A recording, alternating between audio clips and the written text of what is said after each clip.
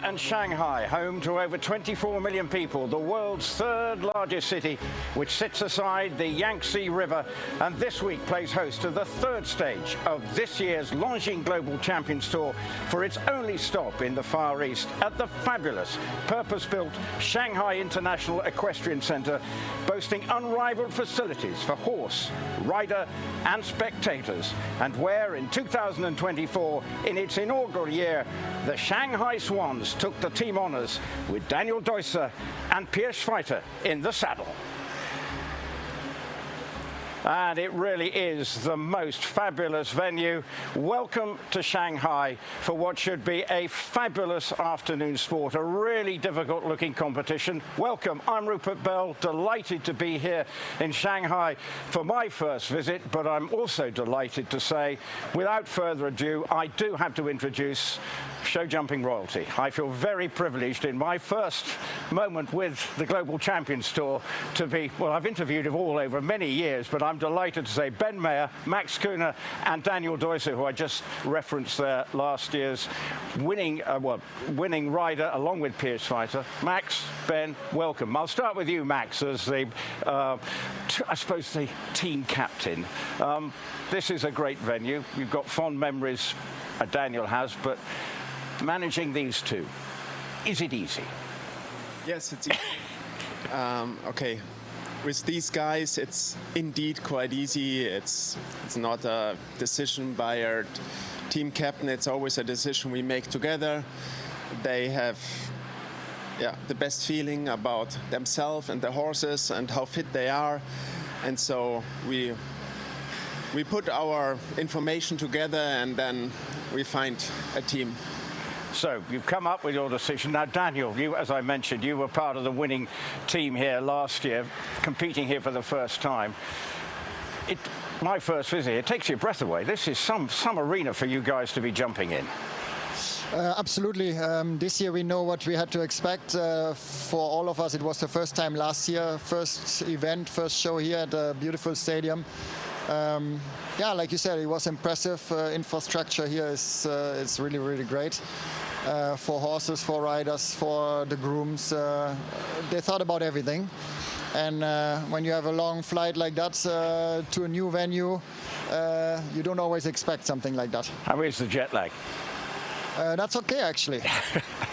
Ben, how is the jet lag? I mean, okay, you've got a small child, so you're probably up most nights anyway, so you don't sleep through the night anyway. But Ben, welcome here. How impressed are you with what we've got going on here? Yeah, like Daniel said, it's my first time here. I wasn't here last year, but the facilities, air-conditioned stabling for the horses, warm-up arenas also air-conditioned. So, amazing conditions and a long way to come, but certainly worth it once we're here. When you're planning your calendar, this is, as you say, it's a long way to come for riders. When it comes to the horses, when do you suddenly start thinking, right, these, and when you've sort of decided you're going to go to Shanghai, how long ago were you thinking, right, I've got to prepare these two horses I'm bringing? How long was your lead up here? There's a lot involved behind the scenes, paperwork, traveling organization, but it doesn't take as long as you think, probably a month to 6 weeks in advance. We always have horses on standby in case something goes wrong, or a reserve team member. But yeah, there's a big team that gets us here, and we have the hard job once we're here, but there's plenty of people that help us to and for you, Max, when you suddenly see you've got Daniel and Ben coming, you know that you as a team are going to be the team to beat, however competitive it looks. Do you just go, it's another competition, I can take it in my stride, or does it feel a bit more difficult this afternoon? No, not actually. I think it's like we just give our best in every single class and every single ride, try to do the best, and then we see what comes out. Okay. Well, just finally, looking at the competition this afternoon, does this feel more difficult, or do you just you are completely confident in your lineup this afternoon? I'm quite confident. I mean, we have fantastic riders here. We have fantastic horses with us, and now we just have to deliver. Yep. the easiest team meeting of everybody. But there we go. So best of luck this afternoon. I know, but Max, you were in Mexico 2 weeks ago. 3 weeks ago, I think it was, but it was fantastic. Let's just take a look back at what the Shanghai Swans did in Mexico when Max came away victorious. Delighted to welcome you, ladies and gentlemen, to GCL Round 2, second leg of the 2025 season here in Mexico City. This incredible Campo Marte festival atmosphere. Maximilian Weishaupt gets away. New draft into Ludger Beerbaum's team this year, but they falter into the GMP Seguros treble combination.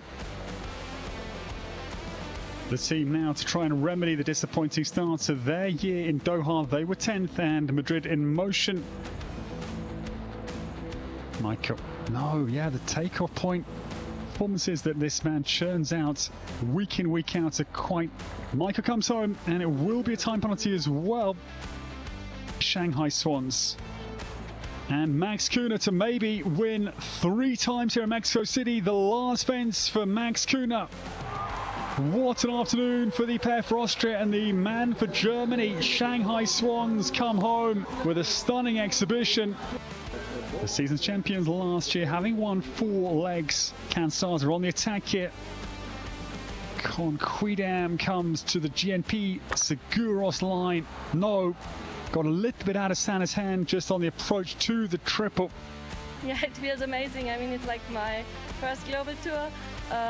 And then win already, like that's amazing feeling, and I'm very proud of my horses and my team. Great to be here in Mexico again, and great to be on the podium, and very happy with the start of Katarina. Such a performance for the start, yeah, incredible.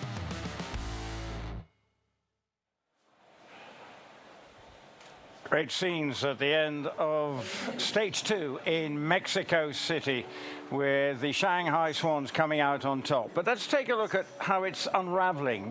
We feel today that things might actually begin to have a sort of pattern developing. But after the first 2 stages, it's been all about Cannes Stars, because they are at the top of the standings after the leg 2 in Mexico with 55 points. Shanghai Swans with that win moving up the leaderboard, then Prague Lions. So that's looking at 1 or 2 teams need to sort of find their stride. Maybe New York Empire, Valkenswaard United will be looking to try and get up the leaderboard after today's competition. But it's such a difficult looking lineup for all the teams to try and step their mark. Let's look at the final standings, the ones who are propping up the table, and we're looking for a big afternoon here in Shanghai, because you see the Doha Falcons sitting in 10th, down to the Paris Panthers in 17th place. But I'd say 1 or 2 teams there, Scandinavian Vikings, Istanbul Warriors, will be looking for a strong showing this afternoon. But the scene is getting set, the course walk is being completed. But as I mentioned, this is just the most fascinating, hustling, bustling city. And let's go and get a flavour of what makes Shanghai so special. And who better than one of the Chinese riders competing here this afternoon? We sent Chun Yung Peng out to discover and show us the delights of Shanghai.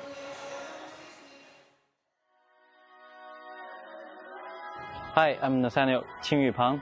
Peng Qingyu, which is my Chinese name. I ride for Stockholm Park this year, and I'll show you around the city. Welcome to Shanghai. They asked me what kind of horse you're riding, or what do you do with the horse. Did you do racing or something like that? Now it's probably better. Like everyone knows how to watch the sport and know the rules, and they all very excited to see the horses. Every time we jump the combination, everyone is like, whoa, and clap the hands. So here we are. That used to be a broadcast tower. I mean, 2-3 years ago, I come to Shanghai. I grew up in Guangdong, south of China. And this river is called Huangpu River. It's one of the famous rivers in Shanghai. It's getting to know the teammates, and they are all very good riders. Always learn something from those people. Good riders and good horses come to China. It's very proud and also very good for the sports. Still trying to get to know the horse. I bought him from Peter de Vos.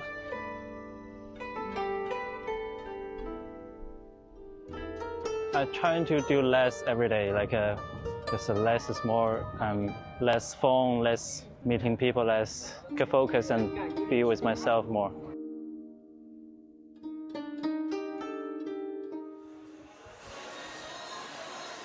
Well, it just does take your breath away when you come here. And Chin Yongpeng then describing the delights of this city, as I say, with a population of 24 million people, but so much on offer here, and we have the world's best show jumpers in town to entertain us over the next few hours or so. Let's take a look at the start list, because I have to say, I was looking through it and I'm thinking, right, who are we think going to win this? Because it looks so very difficult. We've obviously heard from the Shanghai Swans, who obviously think they're going to be the team to beat, but that's taking a look there. Saint-Tropez Pirates, they'll be kicking off proceedings. Some of the big names in that first section 9. There will be an interval after the 9th team in, which is Shanghai Swans, but look at some of the others there. Stockholm Hearts, Madrid in Motion, they'll be looking for a good afternoon. Then we have an interval, but in the second section of this first round, New York Empire will be kicking off proceedings down to Riesenbeck International. So that is the start list.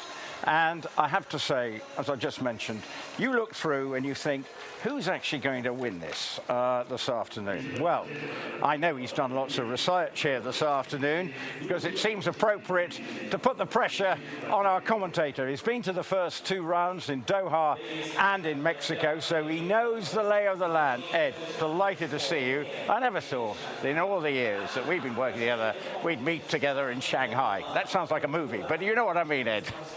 Yes, Rupert, it's special to be here, and what a stadium. The Just International Equestrian Arena is breathtaking. It's a jewel, so I'm delighted to be here, and we have a fascinating competition this afternoon.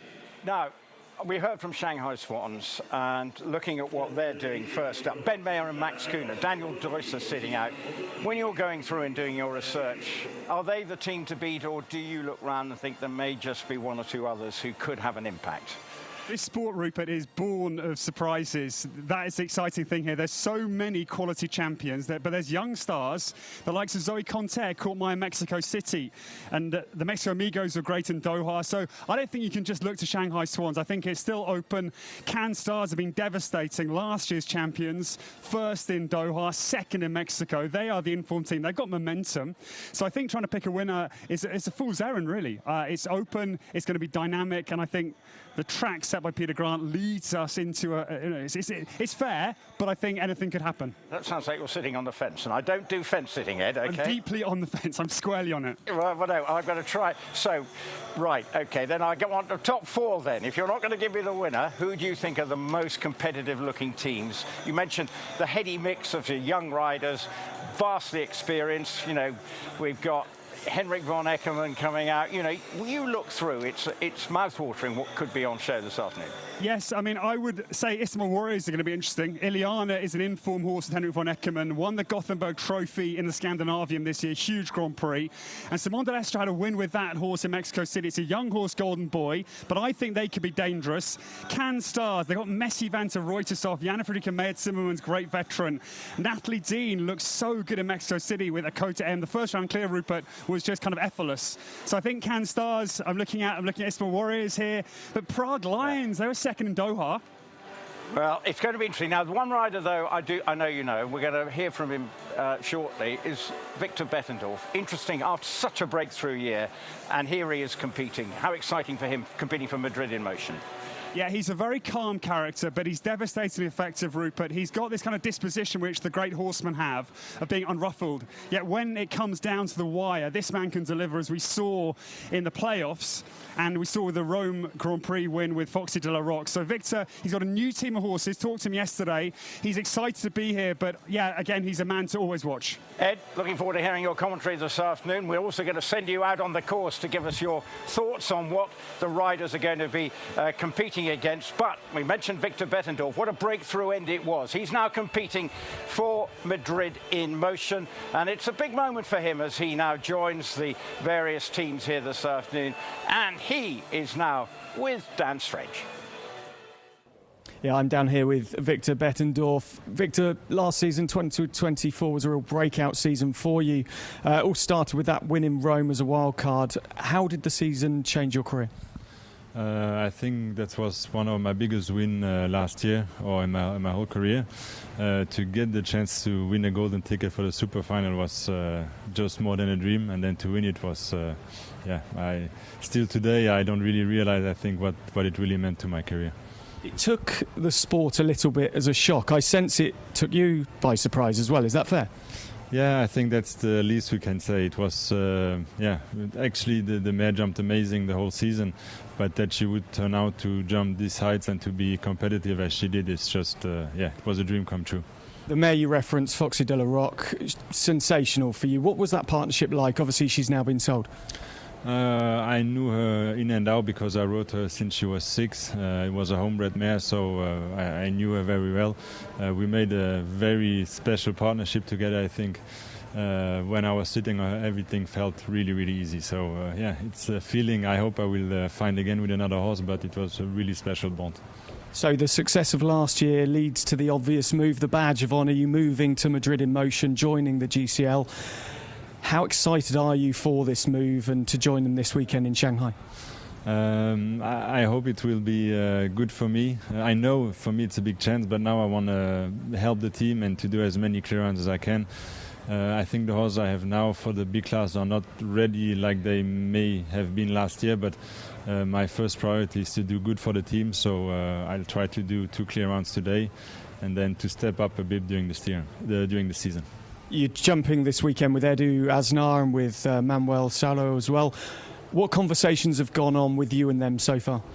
Actually, not so much. I try to be to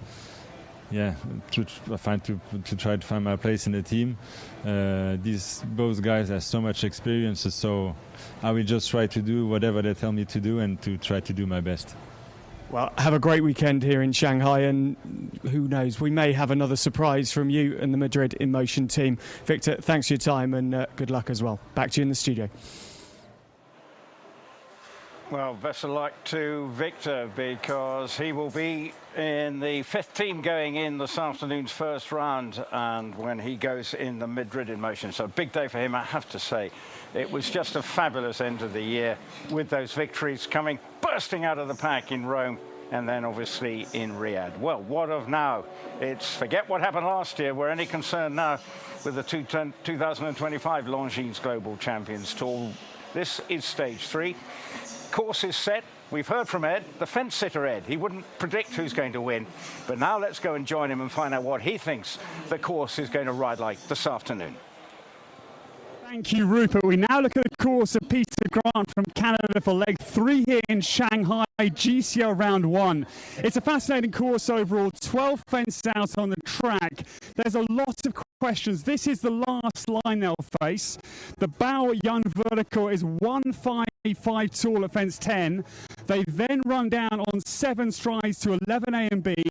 It is the GCL double combination, 1 stride in the middle of here, and then the home turn comes back to the Longines fence number 12. There are 3 doubles out on the course afternoon. No treble combination. The first double is at the back of the arena. This is the beautiful Yas International Equestrian Centre. It is 5A and B, 2 tall verticals on 1 stride apiece. I'm very interested by the line here between 6 and 7. 150 by 155 in width is the Shanghai Liverpool. Then down on 6 strides, there's Global Champions vertical, fence number 7. The added difficulty is it's a plank after a big power fence. That will come down a lot this afternoon, I predict. They then turn to the middle double combination. That is 8A and B on the far side in the shade at the moment, unlike the rest of the arena in the bright Chinese sunshine, and it's 2 strides in between the double combination. There's no real sort of bogey points on this course. There's problems all around it. In the riders' opinions, the team managers' opinions, it's a fair, clear test, but it's very big. There's plenty to do, and we are getting quite intense here in the season, so things are ramping up in pressure terms. I think it's a great test this afternoon. So yes, thank you, Rupert. Back to you. We can't wait to see how this unfolds this afternoon. Well, he alluded to the fabulous sunshine, I have to say. It is just a beautiful afternoon. We're luckily in the shade, spectators in the shade, but it will be pretty hot out there. But what is fantastic is we've got some brothers competing and a really interesting prospect this afternoon. And we can head down now to Dan, who's out and about. We're getting ready, the arena being cleared, but they're still in there. And let's go and rejoin Dan, because you've got a couple of Weisshaups with you. I have, very much so, Rupert. Thank you. I've got Max and I've got Philip Weishaupt here from Riesenbeck International. Now, Max, in Mexico, you said to Rosie at the end of the Mexico leg of the GCL that Philip would have some feedback for you. What was the feedback? Yeah, we had a good show there in Mexico. We were actually pretty happy. Of course, he kicked my ass a little bit because I did one or two mistakes. But in the end, we were really happy. It was really good. Good show for us. You grabbed the mic off me saying that you were the better looking brother. Philip, you're the older brother by 4 years. You ride here together for the first time in the GCL. What advice do you bring as potentially the more experienced rider of the two Weishaupt brothers? To be honest, for the moment, we are enjoying a little bit the moment. It's a proud moment. I mean, also I think for our parents, bringing us up here for the last 39 or 34 years, and now being here in one of the biggest show in the world, riding one of the most prestigious class together with my brother makes me a little proud. And I mean, it's still, he's not young anymore, but he's still my little brother. He will always stay my little brother. And definitely now today we are both more motivated than ever to make sure we are on the podium and maybe also to win. That would be a dream. I just told them, make sure we are good today for the picture. It will be cool, both of us are on the podium. So we will be motivated, and we see where we end in the end. Max, when you were growing up, and obviously a 5-year age difference, what was the biggest thing you took from watching how Philip rode and how Philip grew within his career? Yeah, of course I learned a lot, taught me a lot. Still it's really difficult because he has so much talent and he cannot really tell you what he's doing. But I'm trying to catch up a little bit, and of course it's always fun to look at his riding, and it's a pleasure. Max might have a wry smile here. I need to talk about last year when, of course, Riesenbeck International were eliminated here in Shanghai. So, Philip, today, a chance for redemption. What are you looking to achieve as a team? And looking back on last year, how do you want to rectify things? Like I said, last year was a bad year for us. Was a really bad class. Normally we were quite consistent over the years, but that was actually, you just reminded me now. I forgot about it last year. I tried to get it out of my head. No, it's like I said, it's out of our head, and we have to look forward. And like I said, for sure, podium is our goal, and as higher on the podium, is better. Team strategy, has it been left between you two to have the conversations, or is that going down to Luca?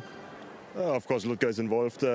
He's giving us advice, and of course we talk to him. So in the end, it's up to him. He's the boss.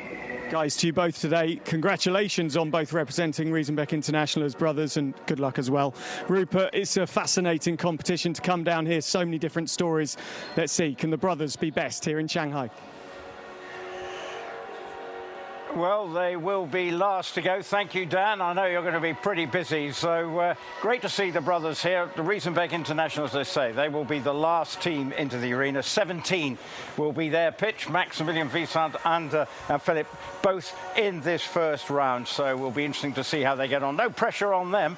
Well, of course, we've got a couple of brothers competing on the same team. That seems all right. But what do you do when you've got a husband and wife who then ride for different teams? They are Angelika and Marlon Zanatelli. We've got Marlon in the Basel Cosmopolitans, and we've got Angelika representing the Monaco Comets. We start with the Saint-Tropez Pirates. They kick off the proceedings, and they'll be looking to just try and set a bit of a marker for the rest of the team, see how it shapes up. Doha Falcons. Some big combinations, though, coming out. We heard Ed talking about Zoe Conta as a possibility of showing some afternoon for the Mexico Amigos if they are powered by H&S Stables. So it'll be interesting to see how they get on.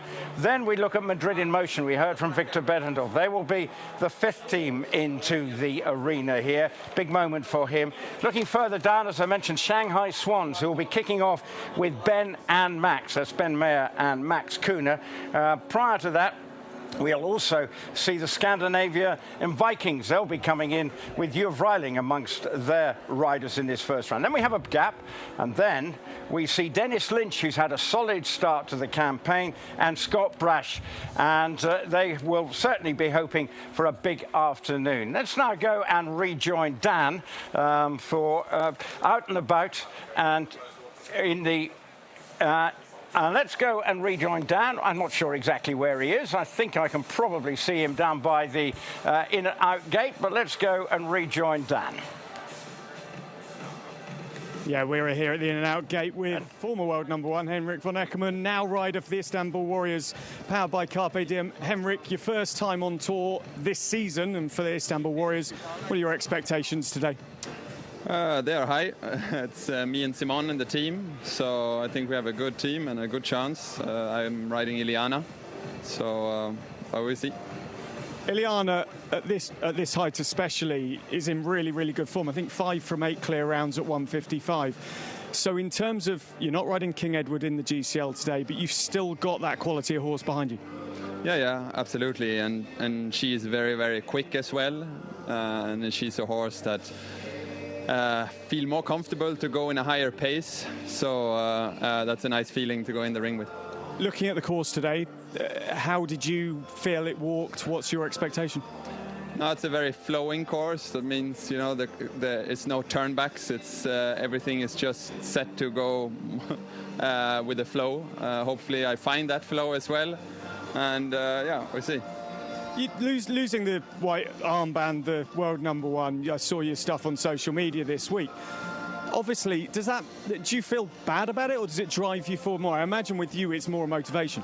No, it's a motivation, and it's something. Maybe it sounds stupid, but it sounds like it's the beginning of something new. And you know, I have a few horses coming underneath, and I need to build a strong group, and looking forward to it. Well, we're looking forward as ever to seeing you ride here today. Good luck with your new team, Istanbul Warriors. Henrik, thank you so much for your time. Thank you. And it'll be great to see you and Iliana go. Rupert, it's really exciting down here. There has been so many opinions. A fair course has been the main opinion. Scott Brash, though, was the word of warning from New York Empire. As he said, there'll be plenty of faults across the course. Rupert, back up to you in the studio. So, Dan, just sort of alluding to that, you mentioned about the possibility of it being a fair, but 1 or 2 riders giving that. And if Scott Brash says there may be problems, that is cause for, I'm not saying alarm, but certainly if he's worried, then maybe 1 or 2 others need to be worried. Yeah, it was a lot of interesting conversations because Andreas Scow for Basel Cosmopolitans, he was the first to allude to me earlier on about the shadows in the arena and how the shadow changes and that could cause problems. Many riders were saying about the fairness of the course and that it's a nice one to ease their way into the weekend. But as you said, Scott was kind of the word of reason, I suppose. He went, there's plenty of faults out there here. It's not a simple course to jump. As you say, when the likes of Scott Brash have that opinion, you know, you have to listen. It's one of those courses where the fact that there are long distances between the fences could suit some, could suit others. How that'll play, whether that'll cause problems with the timings, we wait to see. But what Peter Grant's put out here today, clearly some riders think is testing and others don't. Dan, Thank you for that. So we're on for a real little treat here this afternoon. Food for thought then for all the riders as they complete their last-minute preparations before we get underway in a few moments' time. Let's just take a look at the standings then that we have so far, just to remind you where it's unraveling after the first two. It's a long season, of course. We go throughout the year, and it's going to be lots of jockeying for position, I suppose, in many ways, but there's no two ways about it. The Cannes Stars have got off to an absolute flyer, and then Shanghai Swans, after their win in Mexico, the Prague Lions, Monaco Comets, they look to be the all gone well. Riesenbeck International, with the Weishaupt brothers representing them this afternoon, they too will be in for a bold showing. So lots to play for, but after this third stage, you may begin to feel a sort of pattern starting to develop as the season unfolds. Well, currently in 7th place, we have the Mexico Amigos. Let's hear from them as they hope to improve on their current position in the standings.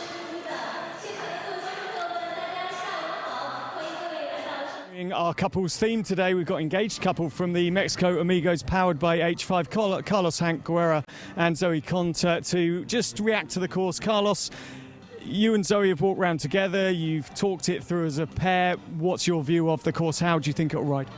I think it's a super course, very fair the whole way around. Obviously the material here is very delicate, so very light fences, short poles. I think every combination needs to be aware of that and give the horses space, but overall a very nice course.